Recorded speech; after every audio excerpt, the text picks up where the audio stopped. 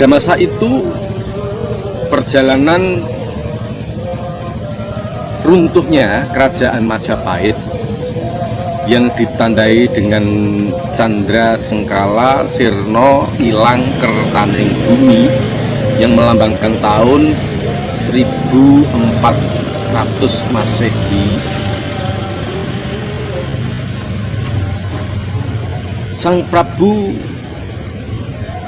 Mentar Kedaton, artinya meninggalkan keraton dan melepaskan semua kewibawaannya, melepaskan semua kekuasaannya, karena masa itu tidak lama kemudian sudah beralih ke putra dalem, yakni Babah Patah atau Kalifatullah Panatapanatagomo pertama, yakni Demak Bintoro atau lebih dikenal dengan Raden Patah.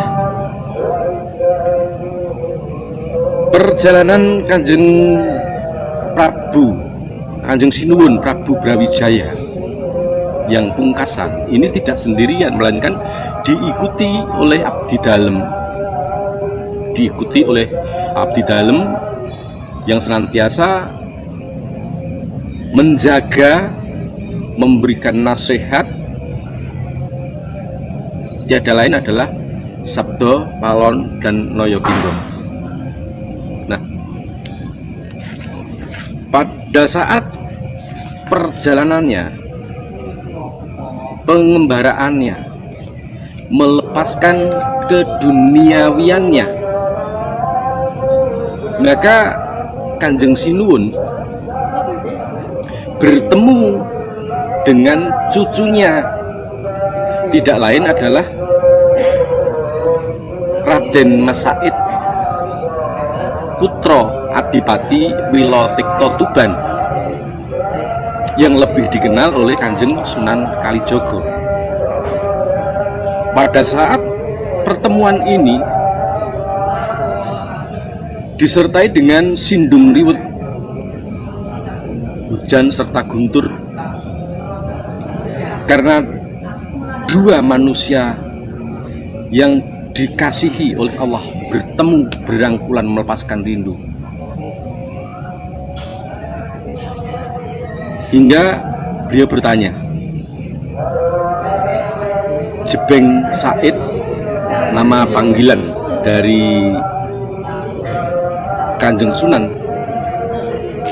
untuk eyangnya Prabu Brawijaya. Jebeng Said, ora nyono yen aku bakal ketemu karo sliramu nganti kedarang-darang sak ereng-erengi Ardilawu. Said anggon munggulnya aku. Ana apa kaki? Duh Kanjeng Eyang Prabu. Said menjawab, duh Kanjeng Eyang Prabu, sungguh mujudaken salah setunggaling kabagyan saha kabejan dene kula saged pinanggih panjenengan. Sungguh suatu kebahagiaan yang tak terhingga bahwasanya saya sudah ketemu panjenengan. Ono perlu apa Said? Ada perlu apa Said? Kembali Brawijaya bertanya. Nun inggih Kanjeng Eyang Sinuwun, anggen kula lari dhumateng paduka. Saestu kula namung netepi pinangka darmaning titah ingkang nerusaken ajaraning Rasulillah. Duh Sinuwun, mugi kersa panjenengan ing wekdal menika ugi saderengipun panjenengan murut ing kasedan jati sowan wonten ing Yomani, kersa nyawiji dumateng ajaran suci inggih menika ajaran Rasul. Jebeng Said ya Sunan Kalijogo, dadi kawruhananmu. Kula pun eyang iki wis lungse, aku wis tuwa, bebasan srengenge cedak karo surupe tenimbang mletheke. Apa meneh sing arep tak gayuh? Aku wis cukup arep netepi agama Budi wae.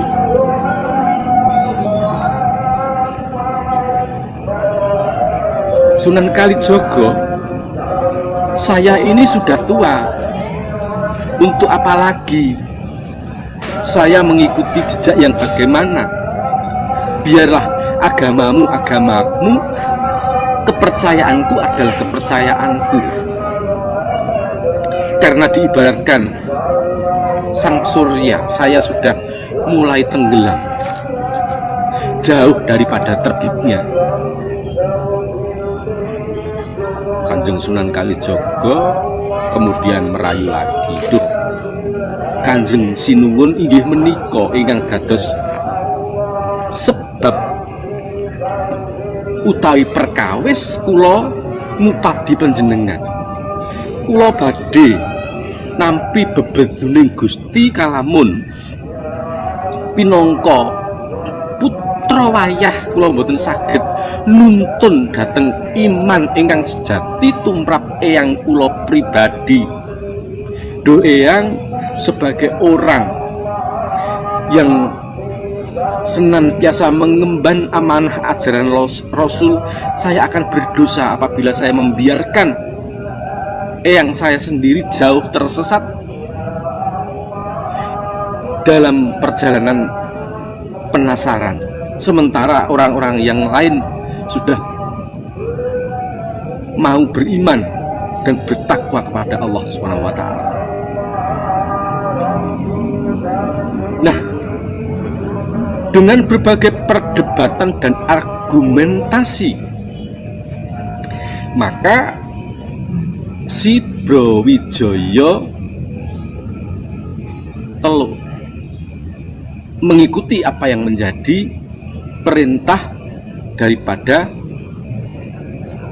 Kanjeng Sunan Kalijaga, sehingga beliau bersabda, "Yo Kaki Said, yen to pancen adren panyuwun mulan pancen iku dadi lantaraning pungkasaning uripku gayuh marang kaluhuran lan kautaman,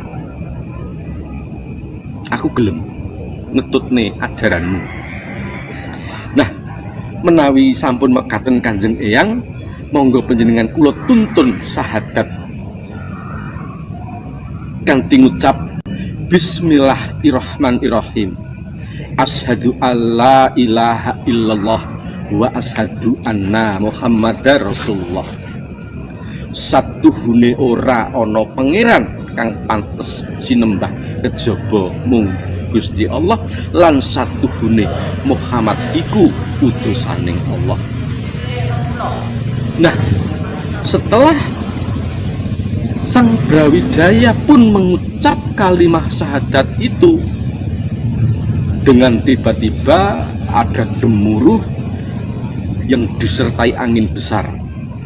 Keluar hawa panas dari tubuh sang raja, keluar asap, dan muncullah wewujudan yang menamakan dirinya Sabdo Palon dan Noyo Genggong. Pada saat itu Noyo Genggong setengah, Sabdo Palon setengah murka. Hei Brawijaya, wiwit biyen mula aku kantil kalawan sira, tak kekudang sak turun-turunmu, tak mong sak turun-turunmu, wiwit mbah-mbahmu nganti tumekaning kowe. Loh, lah kok dadi saiki kowe malah melu kegiwang marang ajaraning Rasul? Mangerti ya? Aku dhewe uga nyekseni yen ajaran Rasul mono utama, nanging ngerti ya, kalamun sejatine Kanjeng Nabi Muhammad kuwi kondur sowan pengayunaning pangeran sadurunging nampa kunci. Mula ing besok umat Muhammad iku dadi wong sing drengki, srei, jahil, metakil ngedir dopeh akeh bolo ngedir dopeh akeh kuwasa. Jalane napa? Kanjeng Nabi Muhammad kuwi anggone sowan ana ing ngarsaning pangeran isih durung oleh kunci, tegese kunci sabdaning Gusti sing meper marang babahan Nawasanga ajaran budi luhur ya budi pekerti. Mula aku ra lila nek kowe nganti melu kono. Kanjeng Sinuwun Brawijaya pada saat itu terdiam, terpaku setelah dia mendengarkan kalimat dari Sabda Palon, Prabu Brawijaya, dari beberapa keturunan pendahulumu saya selalu mendampingimu, menjagamu, namun dengan tiba-tiba kamu akan meninggalkan aku dan masuk ke ajaran Rasul. Saya bersaksi bahwasanya ajaran Rasul itu ajaran suci, namun ketahuilah sebelum Muhammad itu mendapatkan kunci, beliau sudah terlebih dahulu diminta sowan menghadap Ilahi. Maka pada saatnya nanti umat-umatnya akan banyak yang mempunyai nafsu serakah dan iri hati, mengedepankan angkara murka, mengedepankan banyaknya wadyabala, hukum negara tidak diakui karena ajarannya menyimpang dari apa yang diajarkan oleh nabinya pada saat itu. Maka saya tidak rela, wahai Brawijaya. Nah, dan ini ditengahi oleh Kanjeng Sunan Kalijaga.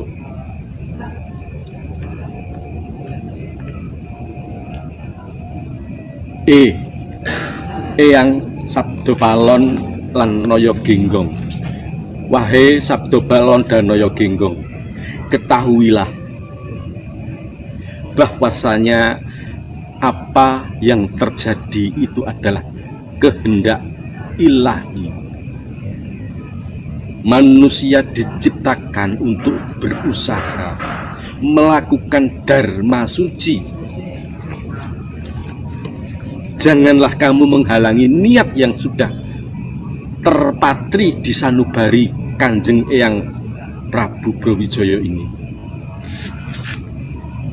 Nah, hingga pada akhirnya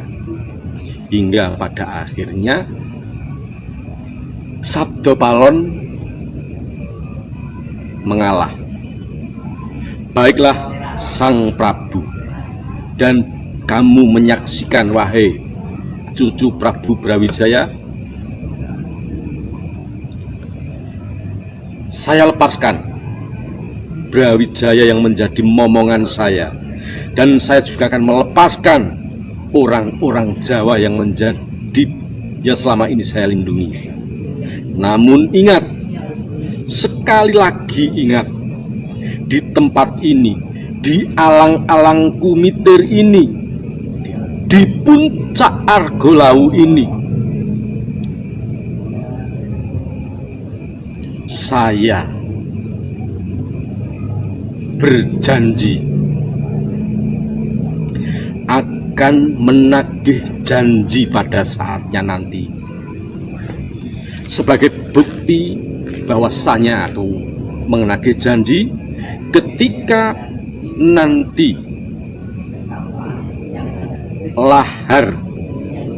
ketika nanti Merapi sudah mengeluarkan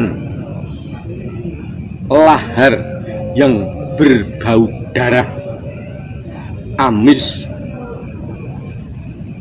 dan tidak sedap, juga api yang menyembur tiada henti yang berjalan ke arah timur dan selatan. Itu tandanya aku kembali akan menagih janji. Pada saat ini, dengan Candra Sengkala, Pandito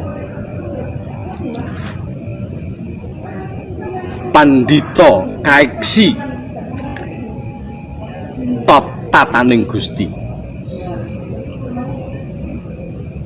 Pada saat ini, dengan Candra Sengkala, Pandito Kaeksi Tataning Gusti, disitulah pada saatnya saya akan menagih janji.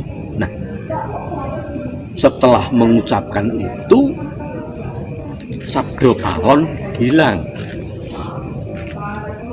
Saudaraku, apa yang terjadi dengan cerita tersebut tadi? Kalau dihitung dari sekarang, maka bisa disimpulkan bahwasanya kejadian alam ini memang sudah menjadi kehendak Ilahi. Dunia akan diriset kembali, akan menjadi murni kembali, dan manusia hanya mampu berdoa berupaya, karena segala sesuatunya akan berpulang kepada Allah Rabbi. Ini yang bisa saya sampaikan yang terkait dengan pertanyaan-pertanyaan, diantaranya, benarkah Romo ini sudah 500 tahun? Benarkah Romo ini Sabdo Palon dan Noyo Ginggong nagih janji? Semuanya sudah tersurat dan tertulis, tercatat di dalam Serat Babat Tanah Jawa. Pada masa tahun-tahun jauh sebelum Indonesia merdeka, catatan itu sudah ada. Nah, tentang benar dan tidaknya ramalan tersebut, wallahu a'lam bishawab, manusia hanya bisa berusaha